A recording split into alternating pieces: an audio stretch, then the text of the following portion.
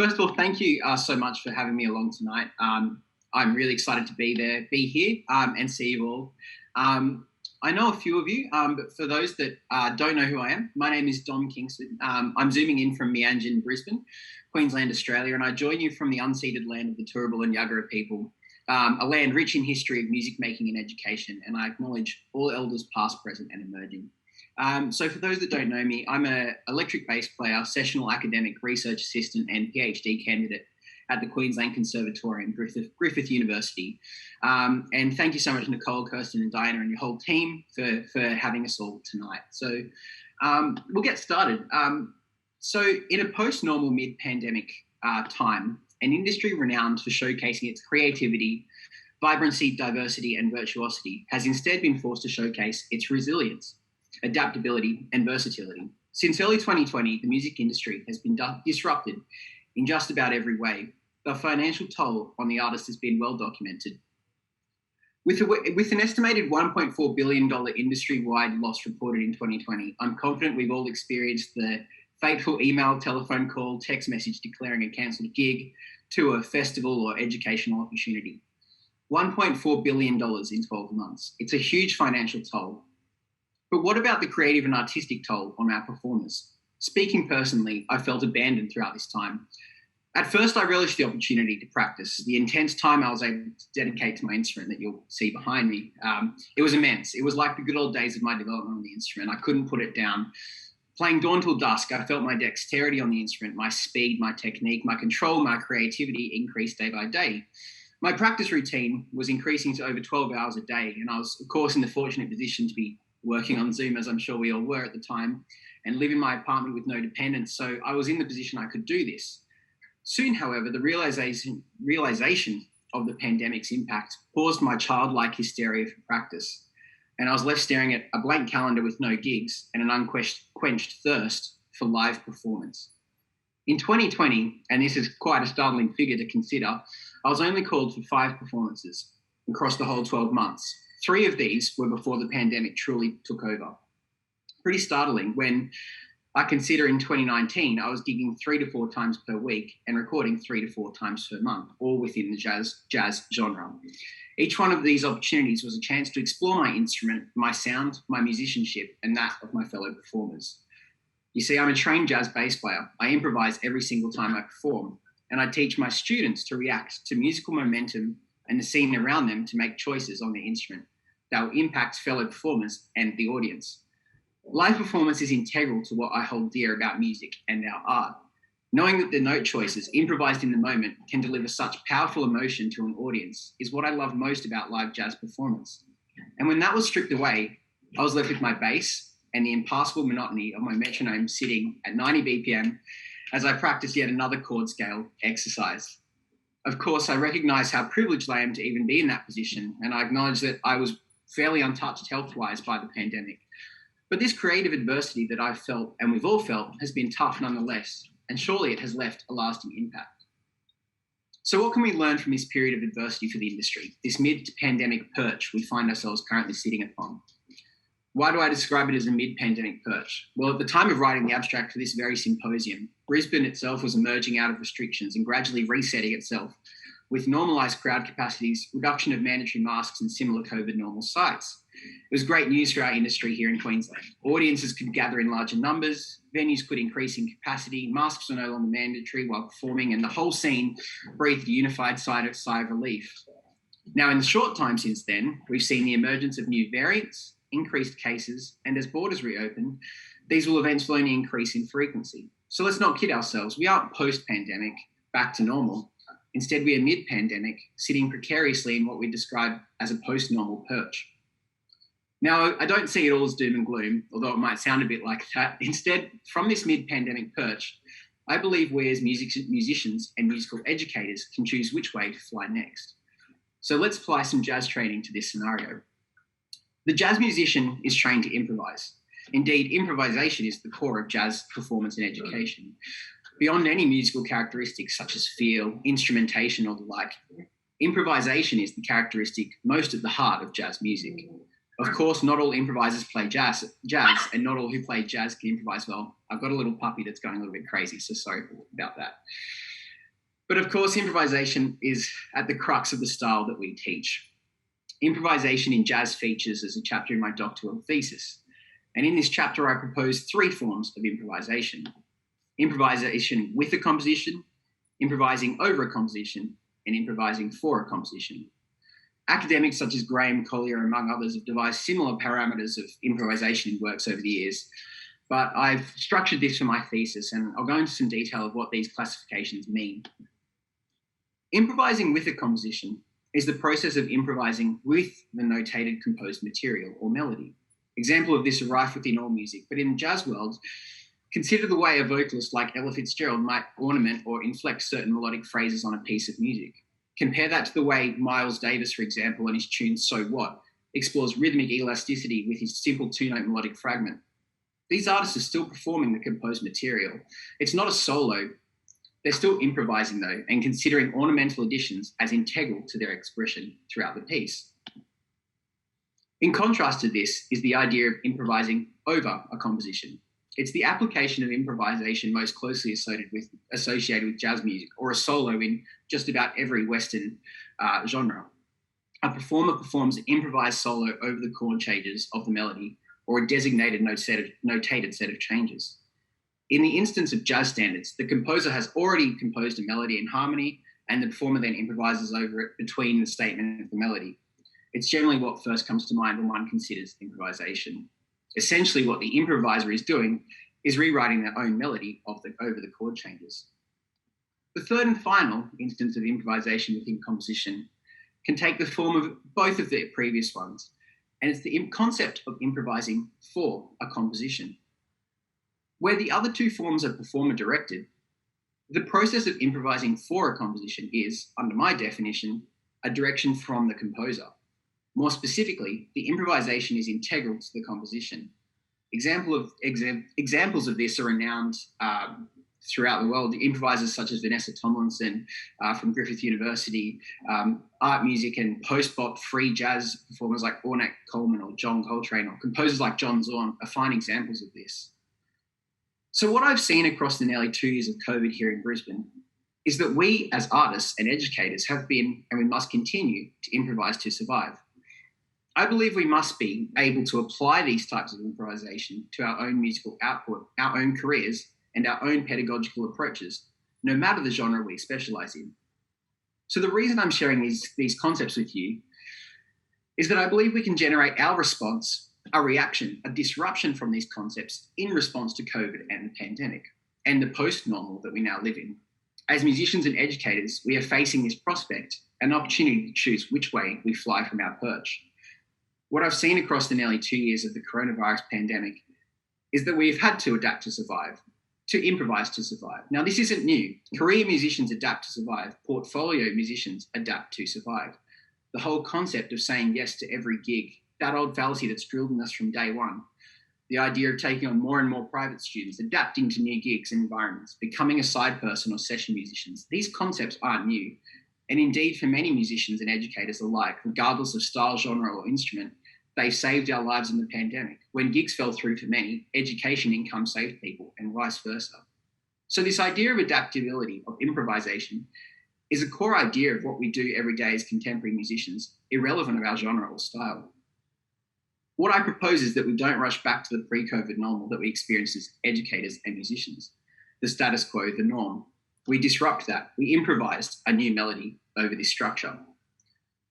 I'd like to introduce a concept to this discussion, the contrafact. The contrafact was initially a classical concept, but since the 1940s quickly became associated with jazz compositions. In jazz, a contrafact is a musical composition consisting of a new melody overlaid on a familiar harmonic structure.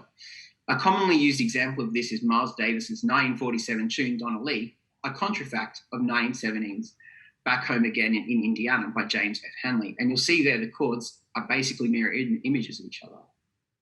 The most famous example of a contrafact is referred to as rhythm changes. Based on Gershwin's composition, I Got Rhythm, there have been dozens of compositions assembled over the decades based on this progression. Examples include Anthropology, Lester Leaps In, Oleo, Straight Up and Fly Right, just to name a few. So this concept of a contrafact, which is so common and integral to the jazz songbook and the player's vocabulary, I believe holds the key for how we should approach our response and our next move from this post-normal perch we currently position ourselves on. 10 minutes. Let's imagine that the social norms and the educational norms that we subscribe to as musicians and educators is the harmony. And for the past decades, we've been following the same melody, dictating our remuneration for gigs, our funding for music education from government sources, our status in society. Sure, this melody we've been performing over these norms has had some cute cadences, some touches of elegance and well-phrased virtuosity. But there have also been the dissonant clashes, the minor seconds, the sharp 11s, the elements that might have frustrated us, that have seen, prior to the pandemic, the musician and the educator underfunded by governments and disrespected by certain sectors of our society. Well, what if now we make a contrafact of our norms? The world's still the same world. We utilise the same teaching spaces, gig in the same venues, draw upon our same skill sets and educations that have held us in such good stead for this time. But the way we do things, the choices we now make as performers, musicians, and educators will be to a new melody. I cringe every time I hear someone say, we're nearly back to normal, because if there's one thing our industries, the music and the educational industries, do not need, is the old normal. Let's use this opportunity to improvise a new melody. I've already seen this taking place in certain music institutions. Indeed, my own, Griffith University, has seen multiple attempts to disassemble certain silos between schools. Jazz, classical, and pop and technology students interacting and integrating their musical practices into creative outputs. We're seeing ensembles, recordings, stage shows, projects, and events being generated from this, a true ensemble improvisation. It's inspiring, and the institution is responding and reacting to this. There's a genuine institutional nurturing of this interdisciplinary action. And I don't think this would have happened without the occurrence of the pandemic. We've seen an awakening with our industry, and the student cohort is no different. A hunger, a drive, and an excitement. I believe we should capitalize on this to shape the post-normal, post-pandemic life ahead of us. So this whole presentation, it came from my own reflections.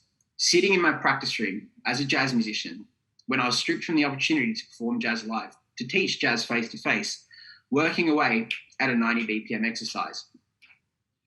But over the 12 months of 2020, that 90 BPM melody I was practicing has now evolved, just like these thoughts. It's evolved out of a practice room into a concerto for electric bass and symphony orchestra that I'll be debuting next year. This kind of thing at the time wouldn't have seemed possible, this idea of performing with a classical ensemble as a jazz electric bassist. But I thought to myself, why not? Let's apply those same norms but provide a new melody over the top of it. Let's take this mentality, this improvisational nous, the contrafact approach to our musical selves, our educational selves, to shape our post-normal, post-pandemic life. Not the mid-pandemic, we're still there, but the post-pandemic life. Not a return to normal. Our art is our creation, so why do what's been done? I implore all of you and your colleagues and your students, and myself, my colleagues and my students, to see just how far we can improvise, to better improvise with, to better improvise over, and to better improvise for our post-normal, post-pandemic future as musicians and educators and our careers. Thank you so much for listening. And again, thank you for having me. And if there's any questions, I'd love to hear them. So thank you very much.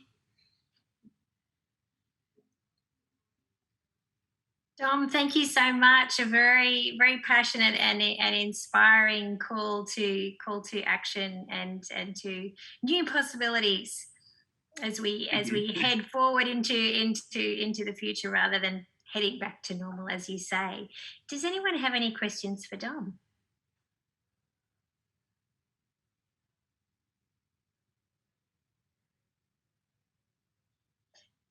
I've got a question, Dom. I think it's really interesting, the observation you're making about, the reaching out to have this concerto, to turn an exercise into this policy that you, this opportunity that you otherwise wouldn't have thought of. Last night, Rosie Perkins was talking about different workspaces changing musicians' dispositions. Do you think that you're a case study in the sort of shifted disposition we might see? I'd like to hope so, at least on a small scale. At the start of this year, I put together a kind of hybrid orchestra with a string section and a small jazz combo. So it was about 9 members of the ensemble, and they're a mix of undergrad and some postgrad students at the conservatorium, and the jazz students had never performed with a string section and vice versa. And to this day, they still talk about that opportunity that they had to play in that mixed setting. And indeed, we had in July, I think it was, an opportunity to put together a studio orchestra playing some pop covers with classical students and pop students and some jazz students. And I think there's this kind of, among the students, the more they see this and the more their eyes are opened up to this kind of interdisciplinary touching of base between different schools, I think that there is this kind of, it'll just become a new normal. I think that's something that conservatoires over the years have been fighting, maybe without even realising, this kind of really inter-school combat for space or for practice rooms or for, certain elements. 2 weeks ago, we had a popular music symposium, and that was a topic discussed quite frequently. And so I think that by breaking down some of those silos in at least performance cases, that through some of the teaching methods as well, we might start to see that develop as well. Very fascinating. Thank you. Has anyone else got a question? Carlin and Guy, you've still got your hands up. Is that a fresh hand, Carlin? Mine's a fresh hand, yes. Yeah, I took it down, put it back up. Sorry, I have to sit on the couch here with the cat to keep any peace in the house. So this is a question, perhaps not so much for Dom, but just in general, thinking about that silo breaking and cross specialization kind of things that got to happen because of the disruption. In a smaller institution, you don't establish as many silos. And so some of those things would have, are more likely to happen anyway. And so I guess I'm asking this of people in higher ed, is